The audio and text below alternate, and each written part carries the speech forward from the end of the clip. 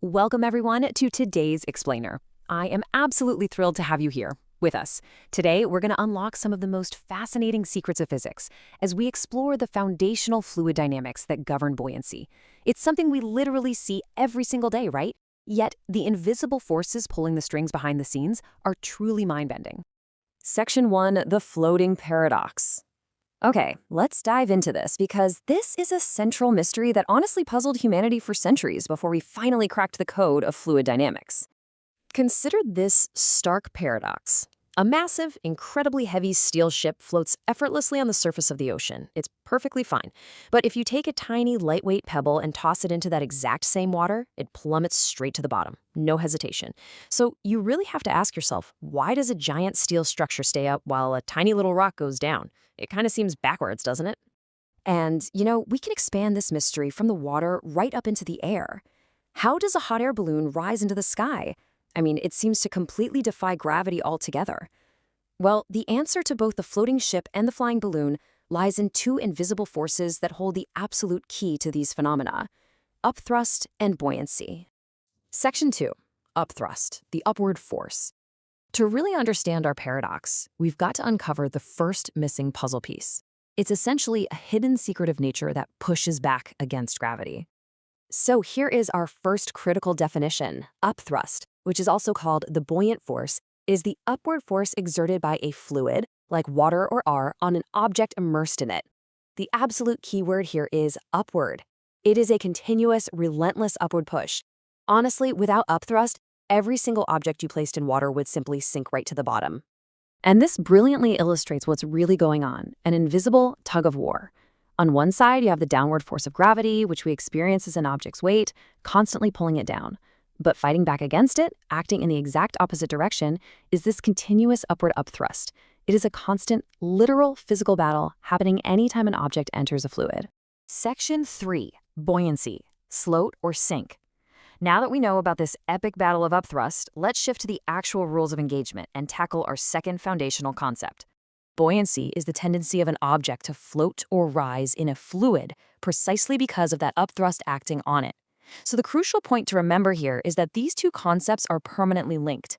Upthrust is the actual force itself, and buoyancy is the resulting tendency of the object to float.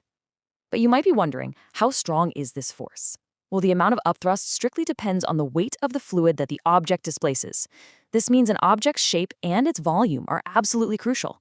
The more fluid it pushes out of the way, the stronger the upward push.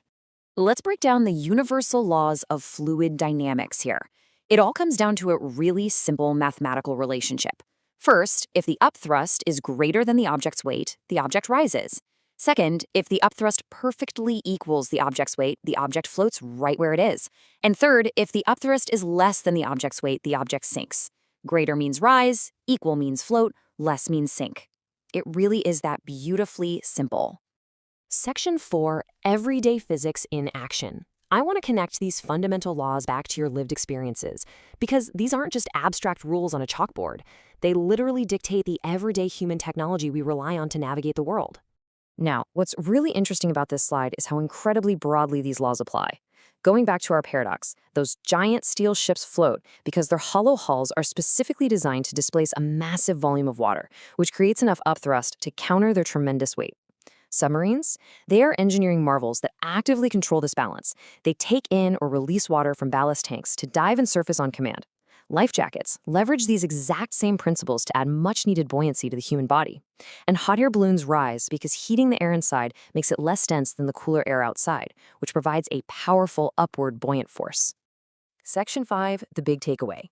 Let's pull everything we've talked about together into a really succinct summary for this explainer and reinforce why this foundational knowledge matters so much.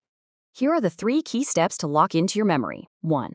Upthrust is the upward force exerted by a fluid on an immersed object. 2.